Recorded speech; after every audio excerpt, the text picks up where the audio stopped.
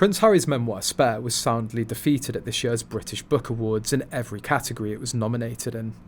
Harry's scandalous tell-all filled with lies couldn't manage a single win.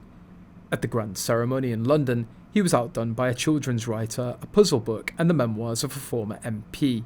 Spare, released last January, missed out on the Book of the Year award to a puzzle book, Murdle by GT Karber. In the non-fiction narrative category, he lost to Politics on the Edge by former International Development Secretary Rory Stewart.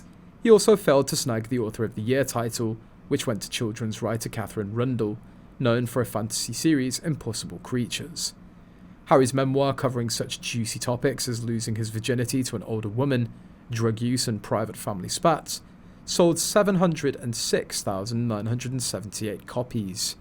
The judges announcing the winners at a ceremony at Park Lane's Grosvenor House included authors, illustrators, trade professionals and celebrities like Adrian Chiles, Lorraine Kelly, Maddie Moat, Janet Ellis, Toby Jones, Nihal Aranthyake and Shapi Khorsandi. The Book of the Year, GT Karber's Murdle, was the Christmas #1 and is described as 100 simple to impossible mysteries to solve using logic, skill, and the power of deduction. Rebecca F. Kwang won the Fiction Book of the Year prize for the second year in a row, this time for Yellowface, following last year's win for Babel. Honestly, it's unbelievable that this book is still getting any attention. Remember, this is the book where he admitted to rubbing cream on himself and thinking about his mother. Not Meghan Markle, but his actual mother.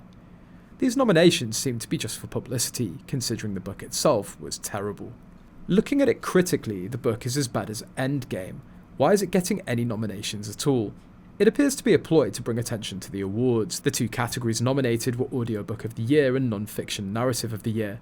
But let's be honest, it was complete fiction. The book's narrative was basically, I'm a complainer, and my family was mean to me. No wonder it didn't win.